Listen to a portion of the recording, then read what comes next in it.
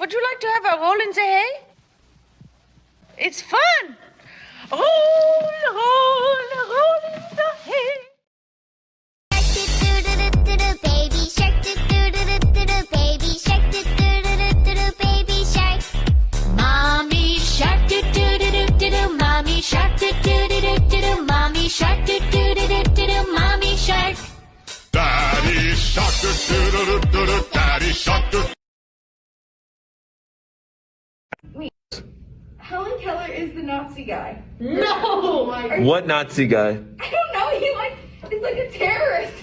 Helen Keller is a Nazi terrorist that is a male. Is that what you're telling me right now? Yeah, I'm gonna write Helen Keller up here. Yeah. Right? No. Are you thinking of Hitler? Who's Hitler? Who's Hitler? Who is Hitler?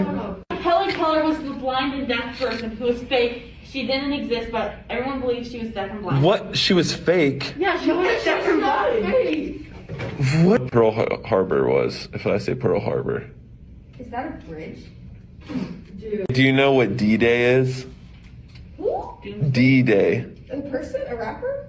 Are you being... We're going to start our volleys. We hope you like the show. Everything is ready. We're raring to go.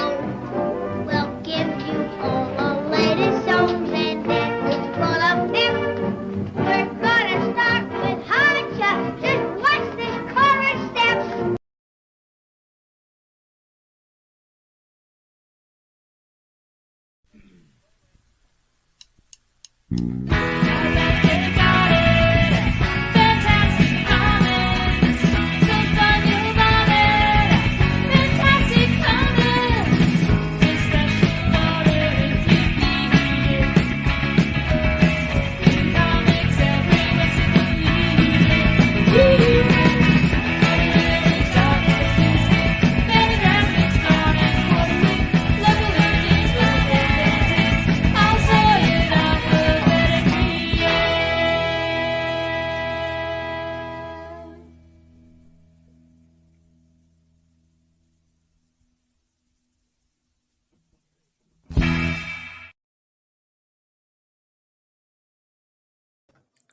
Hello, everybody. Welcome to another episode of Fantastic Comics Presents. This is our 57th episode, and for those of you that are new to this show, for those of you that are over on the Yule Carter channel or the Fantastic Comics Facebook page, we have a YouTube channel, Fantastic Comics. You can follow us on all social media, Fantastic Comics. We're also a comic book store in Berkeley, California. We are open Tuesday through Saturday, 12 to 5 p.m. We are at 1708A MLK Jr. Way. And check us out. Please wear a mask. One pod group, like of 2, maybe 3 at the most, come in. We have the door open, so it's not like the air is just hanging in there. But it is a small space, and we ask that you, oblige. Anyway, what we do here is, my name is Yule. I own Fantastic Comics, and every week we get together. I talk about comics that are coming out, things about the store, things about the business that relate to the store, or as a fan, which I am, have been around for quite a few years, and I've been reading comics most of that time. So, yeah, normally not normally. For the longest time, I've always had a guest. But recently, I have been doing this solo. But today, that is not the case. We have a returning guest.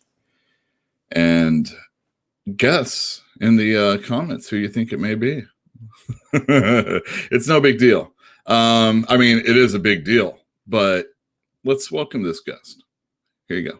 Who'd have thought they'd lead ya? Who'd have thought they'd lead ya? Back here where we need ya. Back here where we need ya. Yeah, we tease him a lot, 'cause we got him on the spot. Welcome back. Welcome back. Welcome back. Welcome back. Welcome back. Welcome back. All right, welcome back, Max. I mean, What up? Poop Man. How's Poop it going, man. Poop I'm Man? Poop man. I'm good. I'm great, man. Thank you doing for good. coming back on the show. My pleasure. Thanks for having me back, dude. I've been singing the Welcome Back Cotter theme song all week. Really? My wife's just been like, why the fuck are you singing that? I don't know. Because it's a great song. That's why. I like John Sebastian. I just know him as, Yeah. as John Sebastian, but I just know him as the Welcome Back Cotter guy. He's also the Loving Spoonful. Oh, okay. Hot Town, Summer in the City, you know, a bunch of other songs. Damn.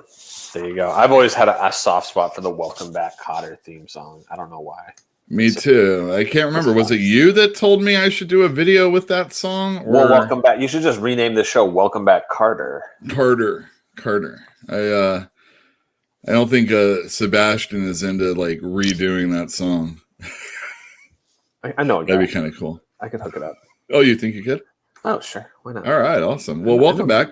Thanks for showing up, like I said, and you know, to everybody out there that is watching, and to those of you that are watching, not live, after the fact. What's up? What's up? What's up? What's up? What's up? Hello. What's up? What's up? What's up? What's That's up? my favorite thing they did on TNA or Impact since I've had to watch that for the Wrestling Council. Wrestler House or whatever. Yeah, all that stuff. It's ridiculous, but that little bit was pretty fun, and I thought it was a great clip. So what's up, everybody? Gotta love Willie Mack. So, oh yeah, he's wonderful. All right, so before we start, because Max is going to let us know a little bit about his week. Oh, man. Wow. But before he does that, let's say hi to the chat really quick, because Max is like, you never know when he has to run. Yeah. So ATN was here just a few seconds early. What's up? What's up, ATN?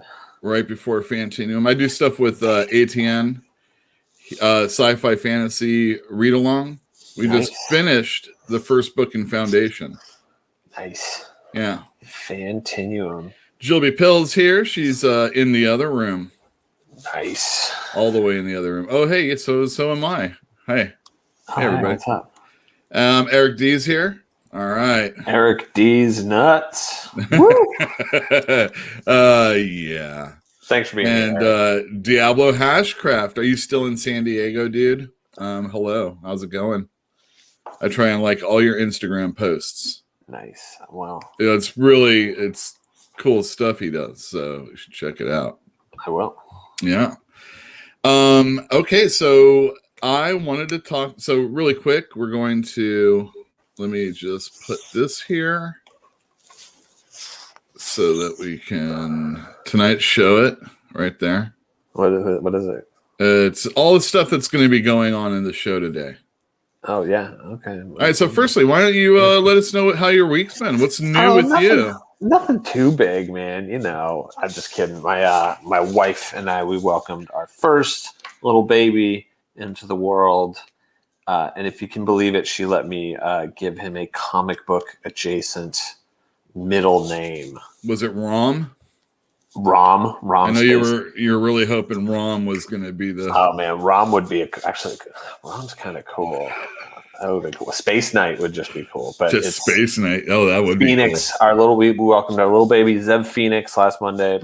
My wife did a heck of a job getting him here. And spelled like Jean Grey Phoenix, or or Phoenix. No, not like Ray Phoenix. Although it's kind of he's cool. He's kind of on fire right now. So. Yeah, he's a good wrestler. He is a great wrestler. So but spelled like Jean Grey the Phoenix, one of my favorite comic book characters. And what's your favorite Phoenix costume? Green or red? I'm a green.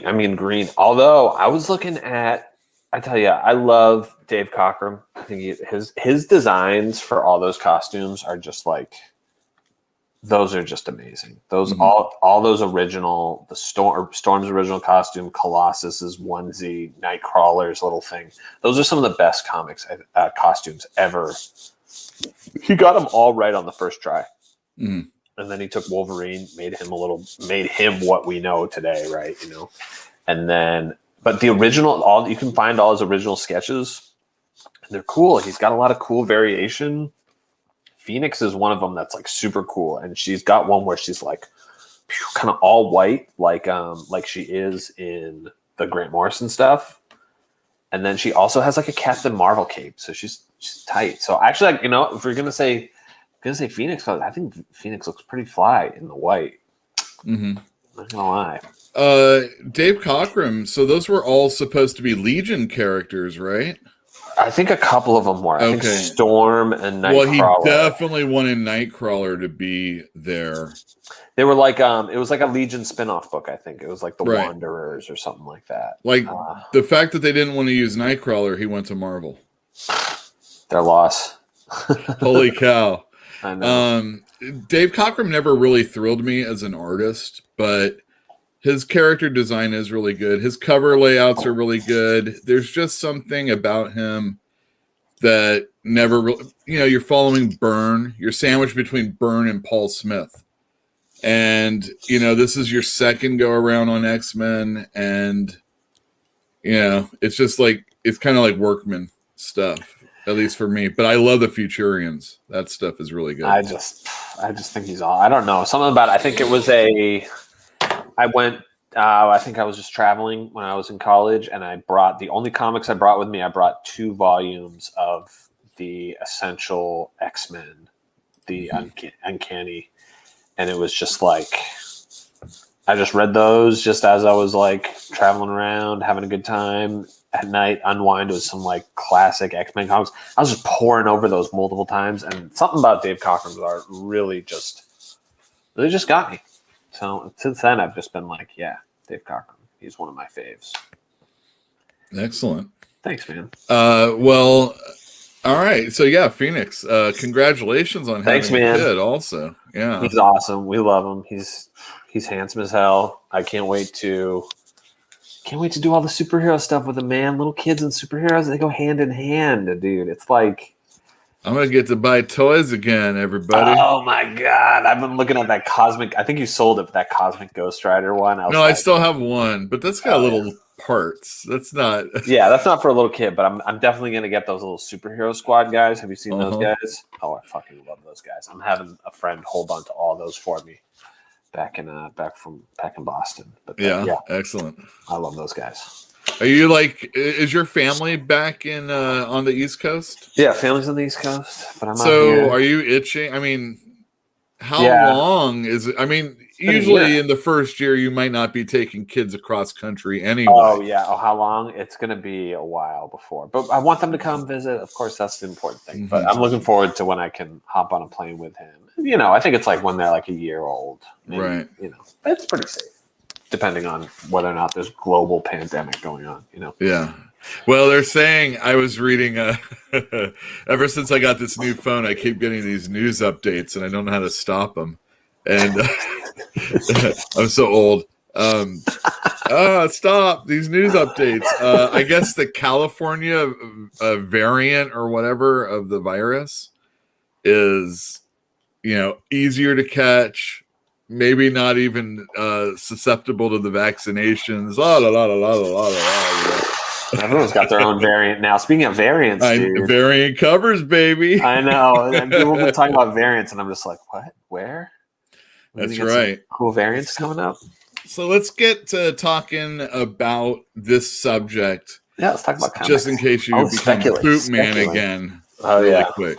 Yeah, no, let's jump to it. Speculating. So Max is really famous at our store for talking about all these things that are happening, and he's trying to get ahead of all the other people when they're really excited, before they get excited about it. It's like it's like last time I was on the show. It's like I bought that Batman Adventures #1 because it's just like, A, it's a cool book, right? And then B, it's a #1 issue. It's like that stuff gets popular again. That incarnation of Batman is always going to be held popular, and that's just based on some little like entertainment rag like speculation. But at the same time, it's kind of like gambling. It's the scratch ticket, Sure. I remember back when I was in college, before anything, before a lot of Iron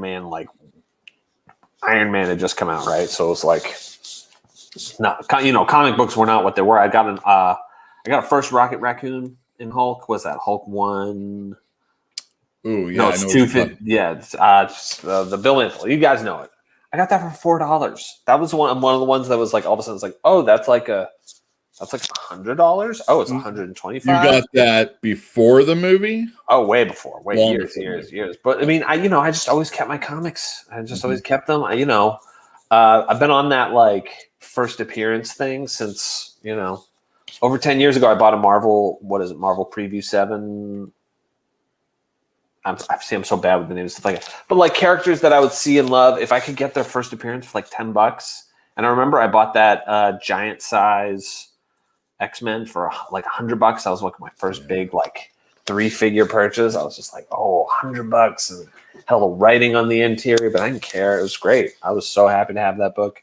And since then, working at a comic shop, pricing stuff up, getting first dibs. I have like a really sick collection of these like first appearances and key books. And now the next step is like what you said, is thinking about what's going to be worth it in the future. Books, and that can be based on like entertainment stuff. It can also just be based on like who's popular in comics right now. And I think All right, so I've got a premise. Cool. So before I was talking to Max even slightly about this, my whole idea was that you see that comics a lot of times. So first appearances obviously are the thing that most people care about, or someone dying, or first transformation, costume change, etc. Like a popular artist or writer's first appearance. That used to be a big deal a lot more back in the day. And it's a shame. I remember there was a time when if Frank Miller was just doing the cover of a comic book, it costs like 50 cents more.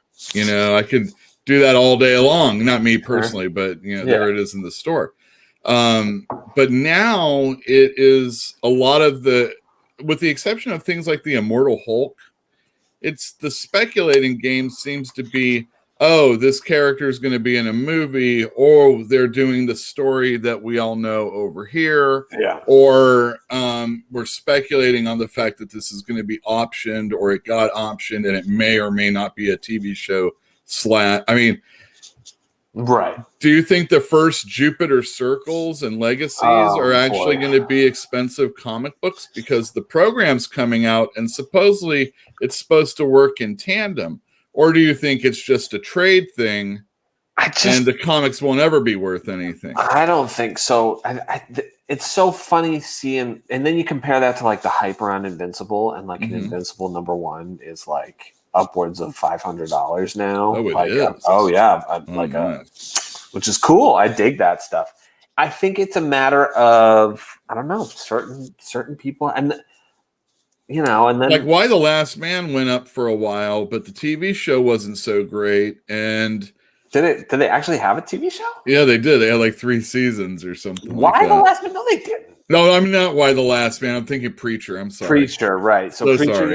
yeah. I mean, I think it just kind of comes and goes and dips and waves. I think that stuff, here's what I think. I think non-superhero stuff, that's where you're getting some of these like shaky bets on like speculating on comics. And Jupiter's Legacy or whatever, I call that superhero in like with like the loosest of terms, because it's like, it's about how like anytime Mark Miller is doing something. Yeah. It doesn't really have that like his characters aren't that original, let's say. It's like, do you want a first appearance of Jupiter whatever, or do you want like Superman versus Brainiac from I don't know, but we've seen Rocket Raccoon, his first appearance, just because of that movie. Yeah, that's different though. I think those books, first off, you're talking about something that's just way older, right? And there's only a finite amount of I think, what number is it? Someone in the chat pop off with that, please. Well, the thing though is that Rocket Raccoon's first appearance was when they were printing a whole lot more comics, and more people were actually buying those things on the stands or even in stores. If you have a first appearance of a character now, not as many of those are going to be reaching Yeah, and not only that, it's coming at a time when it's like comic books were a little more ubiquitous. Yeah. So it's like they're out there, they're around. You just have to go dig, find for them. And stuff's getting picked through. I mean, you're talking about books and stuff that are like getting to be the 70s was upwards of 50 years ago. Some of these characters are getting really old. Even some of these characters like Nova, they're getting older and older. So where it used to be you'd find your Nova issues for a couple bucks in the back issue bins or whatever. Nowadays it's like, Nova 2, 3, that's $25. It's $20. Yeah. All right. So Diablo Hashcraft says he's buying commissions from comic artists on Instagram. Good move, man. That's cool. That's super fun. I miss going to shows, getting cool little pieces of art from people. I get little I like little sketch cards and stuff like that. I forget who. Yeah, people do. Joe 4771. I think people do spec too hard on.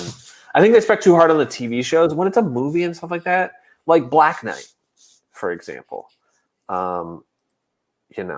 Is what's his face as Black Knight going to be super cool and amazing in the movies? It'll probably be fine. But Black Knight, you're talking about a character that was created in the 60s, and it's like Avengers. Ah, shit. I'm so bad with these numbers. No, it's okay. Don't worry about the numbers, but yeah, but you're talking about like pre-100, pre-issue 50 Avengers. Right. That's going to be in nice condition. That's going to be a couple $100 no matter what. So yeah. I think with certain characters and brands, it does mean a little more, especially with a character like Invincible and stuff like The Walking Dead.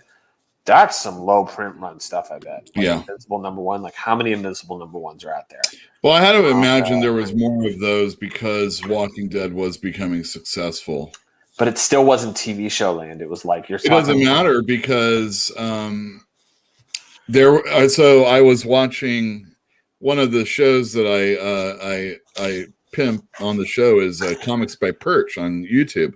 Nice. And he does review. He does comic book sale analysis on lives of runs, and he did Walking Dead, and with the exception of a few places, it's always on an upward trajectory from issue 1.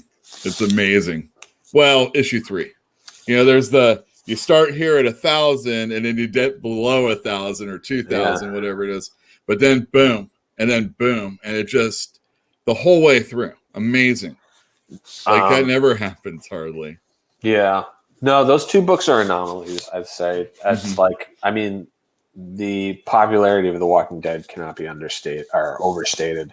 And then Invincible, thinking about Invincible, they're like comic books, you know what I mean? Like they're not owning Invincible in single issues feels different than owning the trades. Whereas Jupiter's Circle, Jupiter's Legacy, trades. There's just trade. There's no letters pages. There's no cool ads. There's no like pinups of the characters and stuff like that. And those Invincible, that was like the cleanest comic on the shelf for so long. Marvel Preview 7 for Rocket Raccoon. Yeah, that's his little cameo with the Satana. She's on the cover looking a little sexy. Well, she can't help it. She can't help it. Nice. But yeah, that's his like cameo. Jungle Action 6.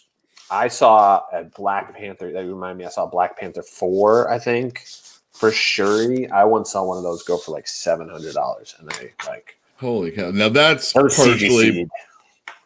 Oh yeah, and this was pre Chadwick Boseman's passing as well. Mm-hmm. I think. Oh man, I remember seeing a Walking Dead get sold. Walking Dead 1 get sold for like $900. That was before TV show, whatever. Right. 10K. No. 10K. That's a lot. I mean, that's probably about what his Walking Dead was probably selling at that time. But eventually, Walking Dead's going to become like 100,000 selling, and then settle or maybe it's 80,000. I can't remember what it was, but yeah. Yeah, I wonder what's going to happen. I mean, that show's going to be over soon. Not that I watch it, but it's going to be over by next season. So I'll be really interested to see. Well, this whole thing, the Invincible show is all on Amazon, so Kind of like I assume Kirkman does with his artists. He's probably been paid up front. Probably, yeah, definitely. No, and you know who else I hope is getting paid? Garth Ennis and Derek Robertson for The Boys, which I actually sitting up with my little baby last night. He can't sleep in the bassinet yet, so him and we downed a couple episodes of that. Oh, you did? All right, cool. Yeah, it was good. I was really impressed. I honestly like it a little more than the comic book. It's just, but the comic is seeing increased prices, correct? Yeah, and especially those first couple issues, because those were published under Wildstorm, right before they had the surprising foresight to cancel that book. And then it went to Dynamite, right? It went to Dynamite, and it's definitely more of like a Dynamite kind of book. But Wildstorm, aka DC Comics, they put the freaking kibosh on that book fast in a way that was a little ahead of its time. Do you remember what canceled it? Do you remember why they canceled it? Was it that hotel where they were all the superheroes were banging the prostitutes? I know. I think one of them, and all the prostitutes had to take like a superhero. I think that was a little after, but drugs. But like Huey like punches one of the superheroes just dead accidentally because they've been taking the superhero drugs, and then the superhero falls over dead, and then like a gerbil like rolls out of his butt. Oh Jesus! Yeah, and it's just like, these days that would get a bunch of shit. You know what I mean? People would be talking about Garth Ennis's like homophobia, and it would be like, wait, is that what that is? I think it is. I think it'll. I don't know. I think the thing is that he's willing to. Well, maybe so. I have no idea. I'm not going to like fight for Garth Ennis. He spends so much time in the toilet, though. Yeah, he's going to do everything. So I really don't know if it's that over. I say this as an unabashed Garth Ennis fan. I love Garth Ennis and I love his stuff, but that's just kind of cheap and lame. And I kept reading The Boys after that. He often does cheap and lame humor on a lot of his stuff. He's better when he's above that shit. But it's like, but he often isn't. Yeah, and that's fine. But I was just thinking about like DC having the foresight to cancel that book because I don't know. Kind of a bad luck. What about, remember when I know we were talking about speculating, but there was a Wildstorm book that was written by a guy who said that he was in the military, like he was like a ranger or something like that. And he's one of those guys. He was never in it. Yeah, exactly. They canceled. It was a good book. Number one, it was a Stormwatch book. I think it was called PhD or something like that. Okay, yeah, I didn't read that. That's a little before me. And he, as I tell this story, I know the answer immediately. Yes, he would still be kicked off the book. They canceled the whole series right off the bat. I mean, they wouldn't even do any more issues. Like they wouldn't collect it. Everybody that worked on it, you're off the book. Goodbye, done. And they only had like 2 more issues to go. I mean, it could have been just like, Yeah, well, they could have just Batman's graved it and kept it coming out. Well, I mean, you paid all that money for beautiful Brian Hitch artwork anyway. The guy's you owe it to other people, I think, to sometimes continue on.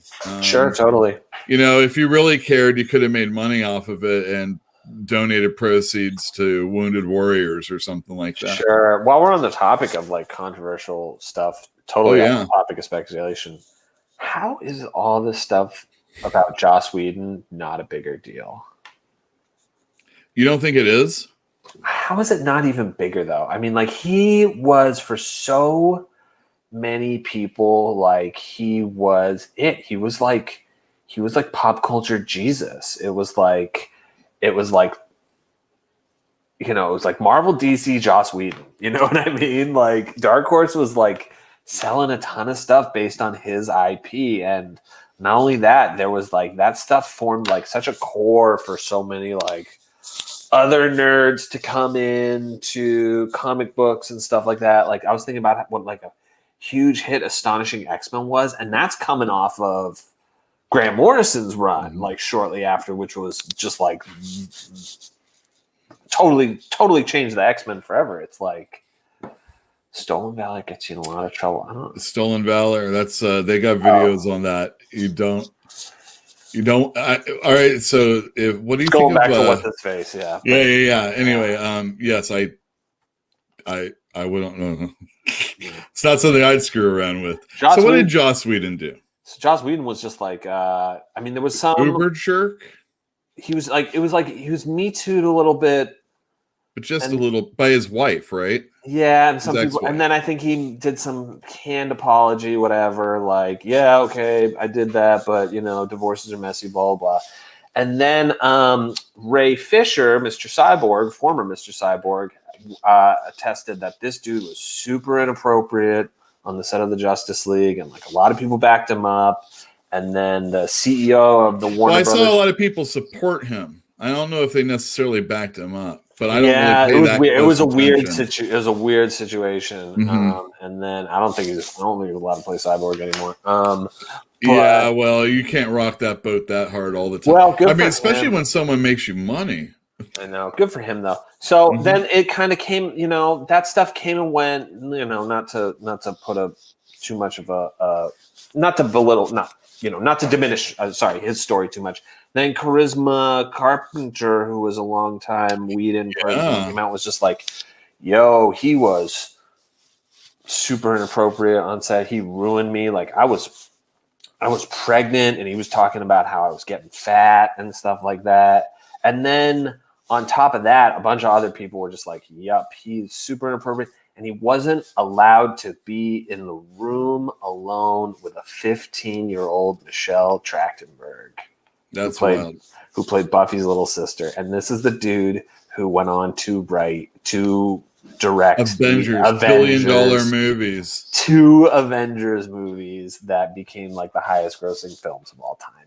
And all this stuff happened like last week. And it sort of was just like, it seems like they put like Joss Whedon on that boat to where the elves and the dwarfs all went at the Lord of the Rings. Like he's kind of been gone before them, but he's so important to a lot of people and this industry a little bit. And it's like, maybe we need to like talk about some of this hero worship a little more and where it comes, especially when you consider like what people really liked his work for and the value that they saw in it. And it was because he wrote he wrote female characters. Number one, he was not afraid to have a female lead, not just Buffy. Yeah. But strong stories that aren't just your run of the mill stuff. I'm sure there's problems with it, and if you examine everything now in the light of everything that's going on, you might look at it differently. But overall, and in that time capsule of it was good. It was a lot of ladies on that screen, and that's cool. Yeah, and that's awesome. But just remember, this dude ain't dead. This guy ain't Stan Lee. You know what I mean? Mm-hmm. Stan Lee kind of got dragged towards the end of his life for which is whatever. But this dude's not dead. This guy's still around, and like, America loves a vindication. Yeah, how do you vindicate yourself? Not vindication, a comeback. I mean, but how do you come back from something that's like you're a piece of shit? That's cool. Is this like what are we looking at? Right Russian now? Or something? Russian, yeah, Russian. I don't know. That's tight. That's cool. I love porn comics. Love them. Hey, I hear my little wailing, and I don't want him to destroy the planet or nothing. Yeah, excellent. So I'm gonna spare you guys all, but thanks for having me maybe back, it's just English upside down. Thank you for sticking around or for hanging out. I really appreciate it. We'll talk again. Dude. Thanks for having me. Yeah, no problem. Talk to you. Out. Bye. All right, everybody. As you can see, we have. What is your name today? Let's see. What language is this? I don't know what language this is. That's my guess, though, because anytime I see backwards letters, or at least what I think is, I guess that's a backwards O. Yes. So I'm going to continue this conversation with myself just a little bit, speculating on comics. If anybody has something that you want to bring up? Oh yeah, Eric D says Ennis set up a joke over multiple issues in Demon. So that was a DC comic book, Demon, where a low-ranked demon named Bader became ruler of hell just so he could have the Hordes kill Master Bader. That's Ennis. I agree. That is Ennis. He does strange stuff, and it's not always, it's crass quite often, but when he runs into something, he does a really good job. You know, he can make it across the finish line. It's usually not with that kind of stuff for me personally. And overall, The Boys, I wouldn't say it left a bad taste in my mouth, but it wasn't my favorite. I didn't keep reading it because it just wasn't for me. I feel like, you kind of know where it's going, and unless there's like specific things that you care about, it, but other people read it. A lot of people that would read Boys were, I used to like superheroes, but, getting into the same antics that Spider-Man gets through day in and day out, or the X-Men, or all that other stuff, can get a little tiresome. And also, that this is going to ultimately end. It's not going to continue on forever, past your life, depending on when you started reading it. You can finish that book. So a lot of people that are like returning to the hobby or just trying to do something a little different, The Boys totally settles in, perfectly for them. But again, if you've read a lot of Garth Ennis, it might also be, I've seen this before, just in a different way. Probably in a World War II setting. That's too much of that for me. Speculating on comics. So definitely the television and the movies and all that other stuff is driving, for the most part, higher price sales, usually online, because there's less comic stores to go out and get these books, and there's less numbers of these books out there. And, you can, if you don't have a face on the other end of the screen, it's a lot easier to charge more money, especially if people are bidding for it. And what I really think, though, a lot of what's driving the comics are things like Key Collector. And for those of you that don't know what Key Collector is, it's an app where you can chart comics, and they give you suggestions of things that are a big deal. Of course, there's the typical things that are you're going to see, like the first appearance of Spider-Man. That's a gimme. It's a fairly big book. But they also let you know about first appearances of characters, even in comics that are small potatoes, something that you might not care about. But hey, if you're speculating, or if you're just the kind of person that wants, like I said, gambling, we've said on it, gambling on it, speculating. But you might also just be one of those people that likes to collect first appearances and things like that. It's not necessarily for monetary gain.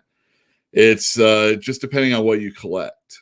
If you only do first appearances, you don't have to collect all the time. If you only do first appearances, well, at least first issues, you don't have to get the second issue. And a lot of comics sell that way. That's why we in the comic store, comic book business, order a lot of number ones, but don't order a lot of number twos, and order even less number threes, and then figure it out by 4.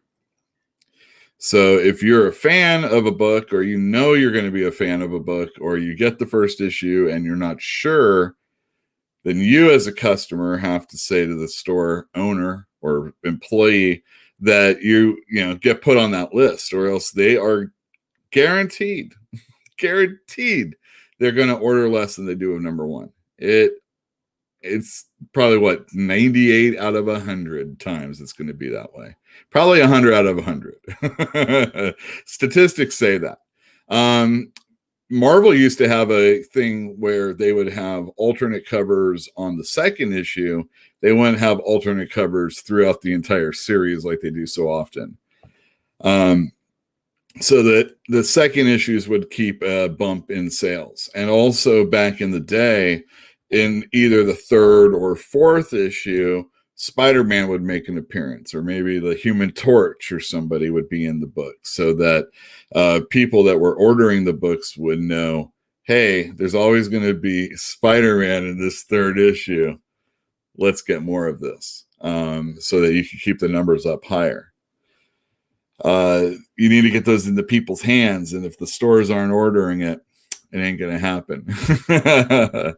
Eric D says, I did not like The Boys. I liked Preacher and Hitman. Preacher was wonderful. Hitman I never read. I know. It's a hole in my my comic book knowledge. But I like The Preacher. Salvation, that storyline, that was a big F you, I think. Too much of a good thing. But other than that story, I really like Preacher a lot. There was some stuff though. Probably the Cassidy stuff with Tulip is probably the stuff. Maybe it just hits home. I knew vampires back in the day. Clearly, that's German. All right, I'm going to take a drink of water. So in order to do that, I am going to plug the Talkin' Vols Network. The Talkin' Vols Network is my buddy Boogie Bentley's Tennessee Volunteer Football and Basketball Network. It also hosts the Wrestling Council with me and Comic Book Bob. You can also see down below all these different channels on YouTube. I would recommend. All the other ones are comic book related. Except for the sci-fi and fantasy read along, which I've already told you about also.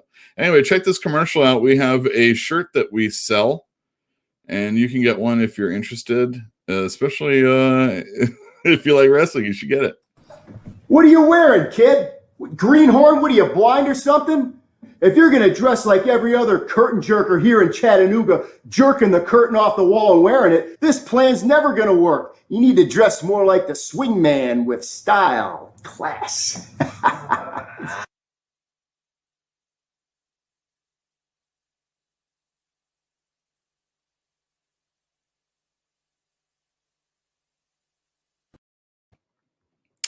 That's right. If you check the description down below, you can see where to order this. Also, we have a Patreon account. If you are a fan of this show, if you're a fan of the store, if you just appreciate the hustle, you can give us $1 on Patreon. There's also a recurring monthly charge. You get nothing for it. But since I'm not doing a read-along for the next few weeks, I'm going to be editing an interview I did with somebody. And I will be placing it on the Patreon page for those of you that put money forth. And I'll probably break up part of it so that it'll be on YouTube so you can experience part of it. But let me put, I don't even know where everything is. Here it is. Boom. There we go. So I guess that's pretty much it. It's hard to have a conversation with myself about the speculator industry. There's so much more to have a conversation about, and like different books that are out there that you should be paying attention to. Personally, it's those low print runs that are a little quirky, that are something that comic book fans would like, and maybe something that doesn't feel like it's written to be a television show, something that feels like it's not written to be a movie. Something that just doesn't feel like it was supposed to be anything else other than a comic. When we see something that we like get successful, usually you start hating on it, or you're very happy for its success, that, you know, you were there in the beginning. But you don't want to have a feeling that that was always the goal as a fan, I feel. Or maybe a lot of people don't care. That's how I feel like, again, with how I often mix wrestling and comic books. When an outsider comes into wrestling, the fans that care about the product rather than the entertainment or the extravagance of the outside world, like the wrestling itself isn't doing well enough for you. They look a little askew at people that are coming in. You know, you kind of have to earn your trust. Most recently, The Miz, who was on Road Rules or whatever for MTV and all sorts of other stuff on MTV. He won for the second time the World Championship for the WWE. But when he actually got over with the fans is when he kind of let people know how he was disrespected in the locker room by people that were, longtime vets. They're like, what is this guy coming in? And the fans look at people like that all the time also. And I think they do that in comic books also. And when a person comes in and you find out, oh, this is a YA author coming in and slumming it, or a detective novelist that, oh, you're a New York Times bestseller and you're coming in and doing comic books. And not only, just like wrestling, comic book companies will bend over backwards to let anybody outside come in and do anything to their characters. Dave Meltzer on Identity Crisis for DC killed Elongated Man's wife, who was pregnant for the first time, and let another superheroes be involved in the killing. Meanwhile, the Justice League also mind-wiped Batman way back when Dr. Light did something really horrible. And it's like, you let years and years of your characters be perverted in like 7 or 8 issues by this person that's going to leave and never have to deal with the fact that he just, it's like it's the bull in the china shop, and then who has to pick up afterwards? Everybody else. And over at Marvel, we saw that Colossus died. He had to, he kind of sort of committed suicide in a way to save all mutants, because there was this stuff going on. And so he dies. And because Joss Whedon comes in and he can do anything he wants, he brings Colossus back and then basically kills Kitty Pryde. And it creates this mess. Wanted to do this one thing because that would be really big and powerful, even though we had just done it not too long ago. And I don't know. So comic books has definitely has an image problem, just like wrestling does. You can, even if you have millions of people buying your stuff, even if you have a bunch of people watching these movies, ultimately it just feels second class, and we have to think better about ourselves, and also celebrate the people that are working in the industry and doing a good job. Yes, Moby, curtain jerker is exactly right. Oh, let me tell you, I'll speculate about coin. No, thank you. Money is such a racket. And yes, long may the Miz reign. I agree. I don't, but that was my wrestling analogy for everything. Who would like to find out about some comic books? I know I would, but to do that, I got to do that. Also, I got to do that. And, oh, yeah. I'll share screen. I can do this.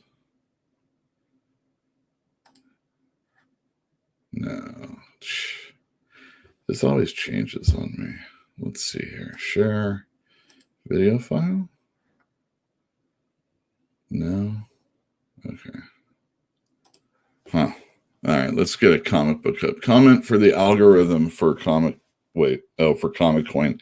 Oh, okay, very good. So what language? Leave that up there, will you please? All right. We want to get a sort of auction thing going. And the idea is that we're going to create fantastic coins. But this fantastic coin will actually get you something. And let's say you really enjoy this Champ Comics #3 that's underneath that. Yeah, fantastic coin, exactly. So we would give you a coin for, it's just, and then something would come up and it would cost 3 coins. And you can use those coins, and then we can, it's for in-store, but we could probably do something so it's mail also. We haven't totally figured it out yet, but if you all want to play along, definitely comment one per episode for the time being, and we'll start calculating your coins for you. This person on the other end will be the one that has to figure out how to let you know that you got them, though. So don't blame me. Okay, I want to get this up so that I can see if it's working at the same time, because it would be embarrassing if it wasn't. All right, so let's do this. Share screen. Yeah, that looks good. All right, there we go. Yeah, I like that. This came in today. This is the DC previews of things that are coming out in April, I think it was. Or maybe March. Anyway, this is The Dark Knight, though. It's going to be a new Batman series written by Tom Taylor with art by Andy Kubert. That's pretty sweet. Looking forward to it. Well, I mean, I say I'm looking forward to it. It should be good. I like Kubert as an artist quite a bit, and Tom Taylor has done his best work probably at DC. And I think it'll be okay. It's just that DC, man, their whole thing is about Batman. Everything's about Batman. Oh, and Nubia. This is my Nubia review. This came out today. For those of you that don't know, she was introduced in Wonder Woman 204. There she is in 206. And DC is utilizing one of their characters for their young adult graphic novels that they're putting out. I like this cover, actually. I like how the fingernails, it's a nice little 3D style. DC's done a lot of stuff like Scooby-Doo Team Up. Here's DC Superhero Girls. These are, I guess, all ages as opposed to young adult. But I feel that they're all ages probably speaks to the person that is going to be reading comic books in the future, or I should say DC superhero comic books in the future. As you can see, these ladies, these superhero girls, are kicking butt and fighting supervillains and using their superpowers. But I don't usually read young adult. I mean, that's what my comic books are, right? Yeah, that's what I always would say if someone asks why I don't like young adult. It's not that I don't like it. I already read comic books. And comic books were what I read when I was younger than an all ages reader. And then when I was an all ages reader, I skipped past right into comic books.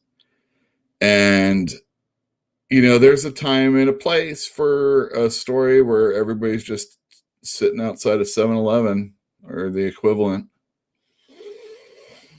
And they're talking about what they're going to be doing in the summer. And since Nubia is going to stay home, she should go march with her friend because there was some police action that didn't go so well. You know how it goes.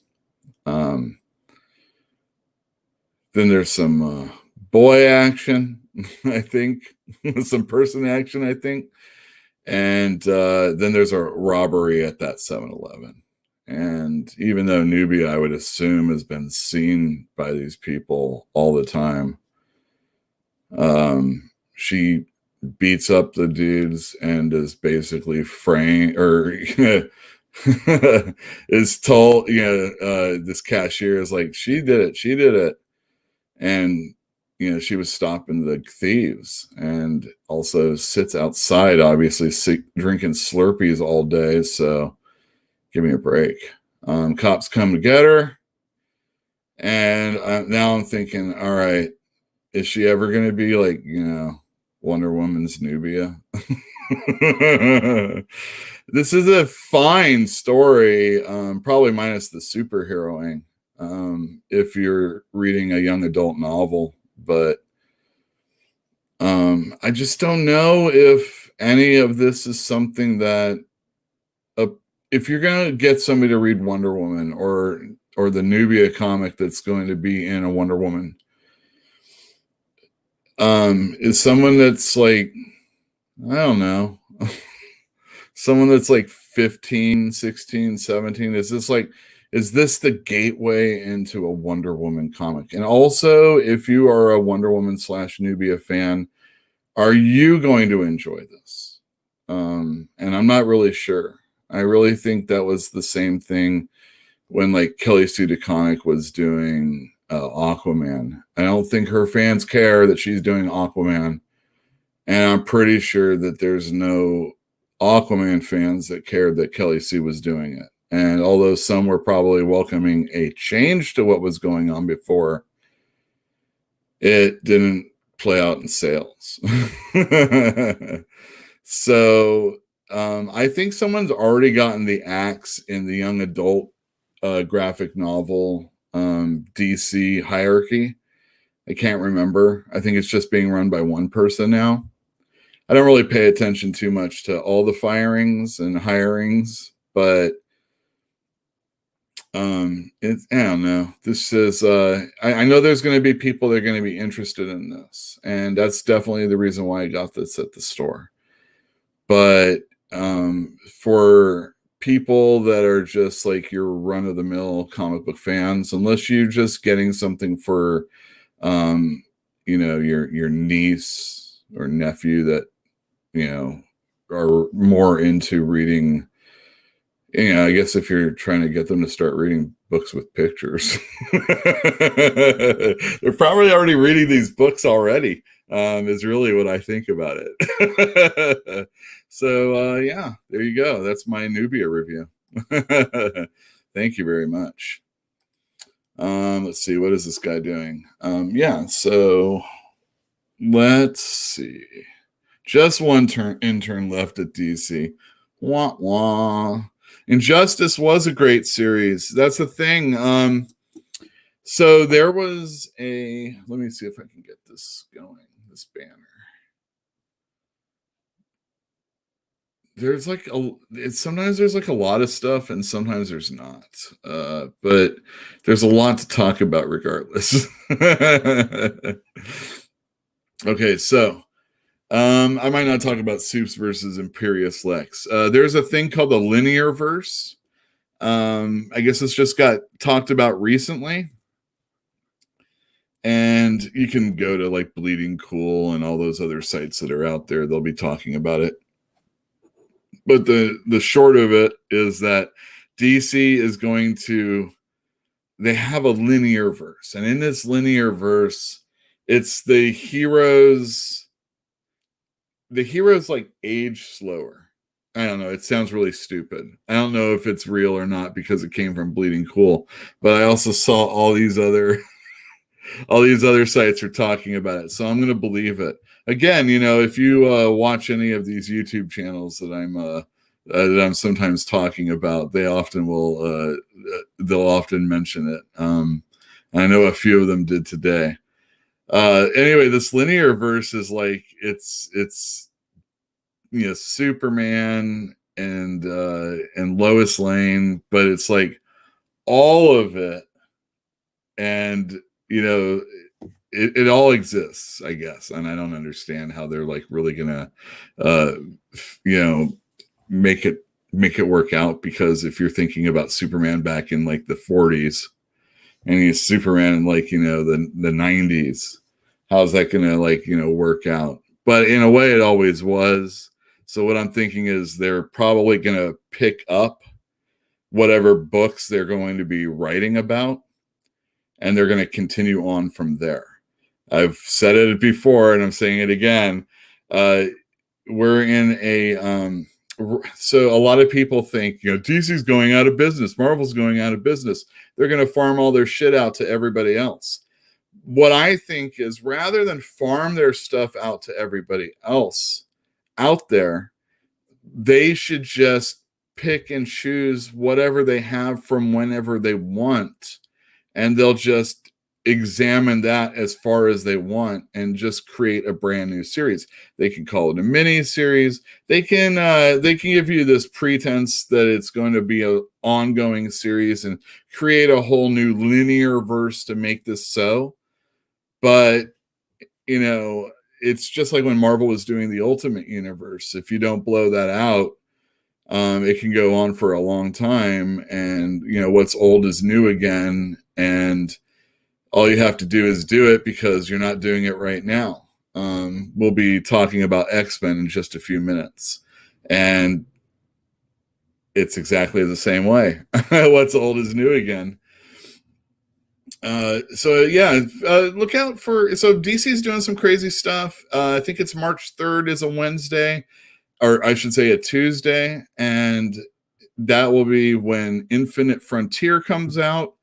This will be all the stuff that's following Future State, also following Death Metal. So it'll be the new status quo of the DC universe, maybe leading into whatever we saw recently in Future State, or maybe we'll just forget some of that stuff altogether. I think that Magistrate stuff in Batman was kind of not that good, but I'm really loving Superman. Probably. I know it's well known that I love Brian Michael Bendis, but his Superman wasn't my favorite, and so anybody coming in and doing it, and continuing a monthly Superman title, a monthly Action Comics title with hopefully some decent art and some vigor. With the company behind you, they're going to be doing a couple of a mini series with Superman, and they got some really good talent coming on that. Michel Fiffe, everybody that knows I love Copra, he's going to be doing one of those issues, and I'm looking forward to that. So, and I've been really enjoying Superman. So let me face off while I do this. Share screen. Boom and boom. All right. This comes out. So this came out today. I'm not going to tell you everything. And at the end, it says to be continued. In the last issue, Lex Luthor, owner of the planet Lexor, is asking to be a part of the United Planets. And Lois Lane is assigned to be his liaison as he's accepted in. Because Superman went and destroyed these robots of Lex's that were enslaving people of other planets so that they can mine for stuff. See, Lexor's planet doesn't really create any economy. It just steals stuff from other people. And Superman basically destroyed their factories, and he realized, oh, damn, these people are suffering if they don't have, a way. So this issue follows his acceptance into the United Planets. And here's Superman kind of hanging out, talking to Lois as she goes down to the planet. He's all, I'll be watching from up here because Lexor has a red sun. And Lois and her people start getting in, and she has United Planets people going and trying to figure out what this planet's worth to them. And by doing so, they would share whatever wealth of, they can, squeeze out of Lex's planets with Lex. And Lex would, share with the United Planets. And they found these crystals that could power, the universe forever. Forever. And Lex is like, all right, I'm rich. And Lois is like, no, what are you talking about? It's the United Planets stuff. And Lex is, he's trying to let her know that, hey, come on, I don't like you. You don't like me. Why don't you just, we just started, why don't you take off and I'll handle it from here. And she says no. And so he has his people shoot all her people. And he basically puts her under arrest. and Superman has to come, and he fights Lex, and then Lex has his people start beating up on Superman. And this is a great book. I know there's a lot of people that are going to be real. There's going to see correlations with things, and I don't doubt that. I mean, you know, Mark Russell obviously likes taking a satirical look. I think a satirical look at things that are going on today. A lot of other people would probably, you know, one person's satire is blasphemy to another person, but if you look at his stuff, it's really well crafted. He tells a compelling story. It's still very Superman and Lex Luthor. Very Superman and Lex Luthor. But these are the things that you can do with these characters when you think they're boring and you think they're played out and Superman's super powerful. He's not going to kill these people if he was under a yellow sun. He would have to do that, though. They would. This is a great series, and I think there's another one to go, but maybe the to be continued is, you know, question mark. Nonetheless, I really enjoyed this 2-issue Superman versus Lex, and you should get this. All right. There we go. Nothing else other than Invincible, huh? All right. Great. Thanks a lot. All right, let's see. Eric D. Oh, yeah.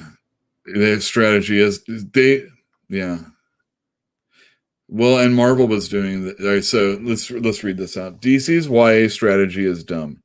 They're taking successful YA authors and having them write these, like, what's popular in young adult, not superhero stories. People who like this will never buy exactly a superhero comic. Well, that's what I think, really. And I agree. It just, the superhero girls, the thing is that and maybe I'm a little different, but like Spidey, this is what I always say, Spidey Super Stories was a book I would read last. I would want to read the collection of the Stanley Steve Ditko books or whatever Marvel Tales, which was the reprint of the John Romita, I think at the time. Maybe even the Gil Kane, Ross Andrews stuff. And then maybe I was just reading the Ross Andrew or Keith Pollard or whoever the hell was doing Spider-Man in the 170s. And I mean, I remember reading a lot of collections, and if I got a comic like a Spidey Super Stories or a Looney Tunes, anything that was like funny, I was not into. I love comedies and things like I love comedies and funny things, just not in my comic books. I just like superhero things until I got older, and then I liked, all sorts of things. But all right, let me put one banner up. All right, this is not only is this a mother's basement. So let me get my basement picture there. Okay, great. Let me do this. Sorry, guys. All right. I had to get a digital copy of this comic book. I know. I think that's the people that are buying digital copies are people that are doing YouTube videos the most. That's what I think. All right, we're going to share screen. XMen 39. Excellent. This is written by Fabian Nicieza. That's how I think you say his name. And here we see a World War II story of this pilot. And he's going over his conquests. And it ends with a downed plane. And the scene's changed. And here's this dude with this backwards cap running through the snow. Totally not dressed for the weather. And he saw the plane. And so he rushes on down to it. And he saves this guy from the exploding plane. And there you go. Terry Dodson's doing the art. This isn't very detailed for him. Not that Terry Dodson's super detailed. I think his wife inks him better. But this is a pretty good book. I mean, this is early in his career. So Terry Dodson and then Rachel Dodson with him. He hasn't quite perfected his style yet. But these characters still look pretty good. And you can, it's great. It's got Jean Grey. It's got Harry Beast. There's Cyclops. And he gets a phone call from his grandmother in Alaska saying that his grandfather hasn't shown up in a while. And then we flash back to go over to Alaska where this guy with the hat and, oh my God, long braided hair. Woof. And he just sits on the ground. Oh my gosh. He made a skiff for this dude and dragged him to where he is. And they're just having a conversation about who he is. And he's like from far away. He alludes to things, but who really knows what? He's strange and mysterious. And he listens to the old man talk about his family. They're not sure if they're going to survive the night. And the next thing you see is they're like shirtless and huddled next to each other in the fire. And this dude's skin starts I guess it's his blood heats up, and he can only do it like a little bit. You find out later. I think we find out. Well, anyway, they get spotted by people in helicopters, and then there's a whole hospital scene where Jean Grey comes in and talks to him. You finally find out that his name is Adam, and it's because she connects the Philip, Cyclops' grandfather, and Adam, and he sees what Adam sees, and it's pretty good little issue. And the reason why I got this book out to share is because there was a book called XMen Legacy that came out. And let me just do this and this and that. And we'll get rid of the basement. We'll come out of the basement. Now this is I should have something with the front of the comic store. I guess I'll do that someday. Put this back up. Excellent. All right. Share screen. Share screen. Share screen. Boom. X-Men Legends. Sorry. So X-Men Legends came out last week, and it's written by Fabian Nicieza, and it's drawn by Brett Booth. And there's a lot of people that I've seen on social media that were really super happy with the fact that Brett Booth would be doing this art. And I think for the most part, it's really good. Maybe the inking. So my buddy was an inker, and he'd always talk about how, you have to have the boldest lines in the front. And there's really, if you take a look at like Cyclops' fist and you look at his like back arm, there's no line weight to distinguish one from the other. Or at least not a lot. And that's what my buddy would always like point out. And although I don't really know lighting and I really don't care about perspective, that's just some of the things I look for. So this guy kind of like just draws what Brett Booth lays out there. He traces. Oh, damn. I'm not an artist though, so what do I know?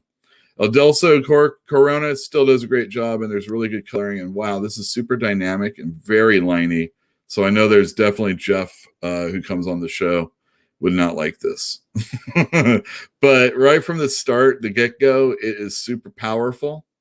And down on the bottom, I love this kind of stuff. It says, editor's note, this story takes place after X-Men number 39. And that's why we looked at that. Why is that? Well, because these Shi'ar guys are coming down and they're attacking, looking for somebody. Who are they looking for? Well, we'll find out later. Cyclops. The first scene we have is Cyclops and Havoc, and they're just ripping Shi'ar guys down.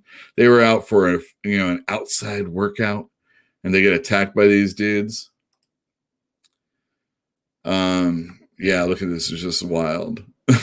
Just these guys are ripping it up, and they're like, well, we got to get to the bottom of this. Let's get to the guy who we know who dates the Shi'ar's leader, and that's Charles Xavier. So that means we have to have him in his wheelchair. It's not just a wheelchair, but it's the one that like hovered back in the gold team, blue team days.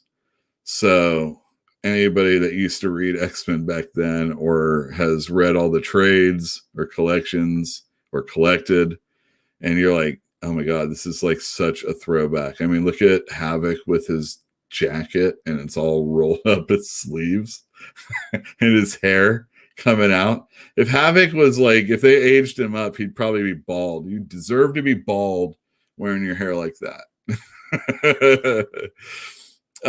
They go to Alaska because they find out that their grandparents, I think, were kidnapped by those Shi'ar dudes. And they get this message here, and it says, to save the galaxy, to spare the lives of the Summers progenitors, you must deliver to us the Forsaken One. And I'm like, God, that's a lot of words for that little passage right there. And now we go to this scene where we see this baby that's being cared for by this blue dude and his life growing up, and I guess his backward baseball cap. And here he is. He's on a farm. He's told to get off. He saves his kid's life. And then boom, Cable shows up. And it's like, God dang, this book. It's just like, look at these muscles. Look at that gun. Look at that metal. This is like everything, X-Men like used to be. Some would say not good. Some would love it, say they loved it the most. This is fun though. Definitely that. And here's Adam, and he's fighting Starjammers because these dudes work for Lilandra. And he's the Forsaken One, and he's the guy that's being hunted down by Eric the Red. And this is some cool action. Oh yeah, those panels on the top with the splash page, those inset panels, perfect. And he's fighting the Starjammers, and oh, look at that. You know exactly whose optic beam and whatever Havoc's beam is, and pose for the ladies, guys. This is a really good book. I enjoyed it quite a bit. It was a throwback for sure. This whole series, X-Men Legends, not Legacy, Legends, is going to be a throwback series. The next storyline after this one is going to be written by Louise and drawn by Walt Simonson. They did X Factor back in the day, so I'm assuming Cyclops will have that blue and white costume, unless he was already back in his normal suit. Jean Grey will just be called Jean Grey, and Iceman and the Beast. He might not even have blue fur during that time. So it'll be cool. We'll get to see like these characters that we like and know now. And we'll see them in different versions of them throughout the years, depending on how far they go with this series. I think this series probably can only go so far, because after you get Chris Claremont on the book, you start scraping the barrel if you start thinking, well, we got to get Scott Lobdell on it. You know what we really need is Mark Waid on this book, because he did like, a few issues. And it's like, no, we don't need that. I'm a big Joe Kelly fan, but I'm not even sure if like his X-Men were necessarily that great. But I would like to see Joe Casey on the book, so I could see some stuff. But I'm never going to ask for Chuck Austin, ever. All right, let's see here. Do we have anything else? Young Bruce Wayne with Angst. Didn't you buy that book, Fantinuum? Didn't you? That was him in high school with Joker or whoever the Joker character is and Catwoman. And they're all like, young loving it and stuff like that. Let's see here. But the image, throwback art, and story just doesn't appeal to me anymore. It's not bad, far from it, just not in my wheelhouse. I understand. What I do like about it, though, is it's like some of my favorite stories are from that time period. Like, usually I'm not a big crossover dude, but Executioner's Song for me and X-Men, that's like one of my favorite ones, because it encapsulates the time period so perfectly and the concept, and it doesn't suck because there's some pretty good art. As far Brett Booth is not necessarily my favorite person anyway, but if you need someone that will be reminiscent of like Jim Lee back then, or I think Brett Booth might have been doing like X-Force back then. I could be wrong, but he eventually was like Wildstorm, and I enjoy his style enough to where it's very reminiscent of that style. And the thing I like about it is I'm having a conversation with you and I'm pointing my finger as fiercely as I possibly can, or, lots of teeth, or usually when Cable's like really upset, he's pointing his gun at you. I'm like, these superheroes, not everybody has Wolverine's healing factor, and Cable is like always just like yelling and pointing guns. It's great. And I'm not normally a gun guy, but when it comes to Cable, I'm okay with it. Alan Davis. So there you go. You could have him and Chris Claremont doing Excalibur again.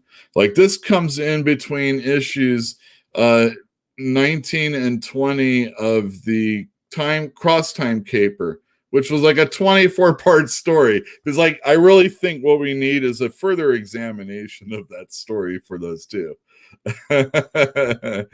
And just don't do Extreme X-Men, because those were horrible, and I couldn't stand Callisto with those squid arms. It was just stupid. I mean, who wants to look like that? I know a lot of people are out there causing problems for Ms. Marvel and her stupid big hands, but squid arms are way worse than big fists. I'm not a fan personally. So we've got about an hour and a half. Pretty good. I have to tell you store stuff really quick. So these are for my customers. Stick around. I'm going to say goodbye to everybody else, because you probably aren't going to want to hear about this unless you do. So stick around. We aren't getting our shipment for tomorrow. So everything new is either something from last week on the shelf or the DC comics that came out today. So if you're like interested in that Superman versus Lex Luthor, you should definitely come in. If you're only coming for that new issue of Spider-Man, I don't have it coming in yet. So make sure you pay attention to all our social media. Oh, wait. Yeah. Especially Instagram. But I will definitely be on Twitter and Facebook tomorrow, letting everybody know that we don't have books coming in that are new today, which will be tomorrow. But also, should they come in tomorrow, when? And if not tomorrow, when? When? Can I say when again? Don't forget to leave a comment afterwards so we can start giving you these fantastic comics coins. I'm going to leave this on the screen for a few moments. Look at that. Incorrectly guessed this language. Get bonus fantastic coin? Oh my gosh. So you got it incorrectly. So if you know what it is, you have a very good chance of not getting it right. And so you can get an extra fantastic coin or fantastic coin. But if you don't know it, and you guess correctly, you're screwed. So make sure you guess incorrectly. I'm glad to know that POW translates into POW still. Is that right? I think I saw that way. I want to thank all our patrons. These are people that love us so much that they're willing to give us money for nothing in return other than me coming on here and saying hi to them and you and everybody else. And also the fact that we're a store and in some way or another, we've made connections with these people. And if we have to, you might want to check out our Patreon page. It's just Fantastic Comics. Definitely, if you could do me a favor and get some fantastic coins, you might want to leave a comment on the after the show. Also, last week we talked about things that I'm looking forward to, or that we're all looking forward to, and I got a comment about Narwhal. I have never read any of his work, and at first I thought it always looked really unfinished. But then I saw the most recent issue of Dark Detective. It had Milo Giannis artwork, and his stuff looked really loose. And the first thing I thought when I saw it was, oh my God, this looks like Narwhal. I'm like, who did this? It looks like Narwhal did it. And then I saw Milo Giannis did it, and I went, oh, I can see that he did it. And then I started thinking a little bit differently about the Narwhal stuff. Personally, again, I'm not a big guy with gun or story with gun story guy in comics.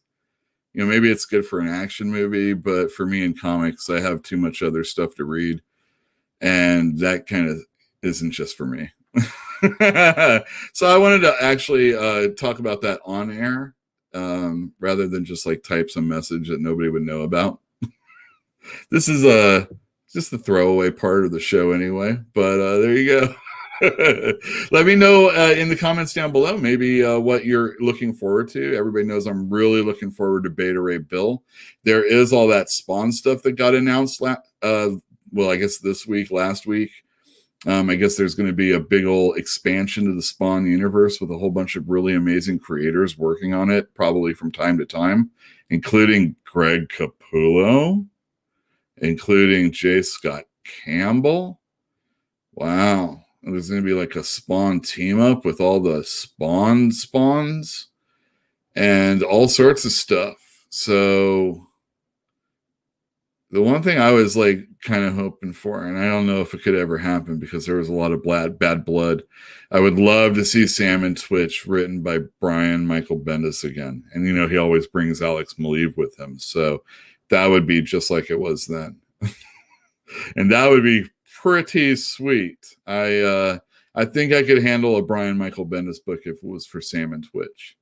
So yeah, let me know in the comments down below what you're interested in. Maybe what comic you're really liking. For this week, it's definitely Superman versus Lex. And yeah, thank you very much for tuning in. We'll see you next time. Bye.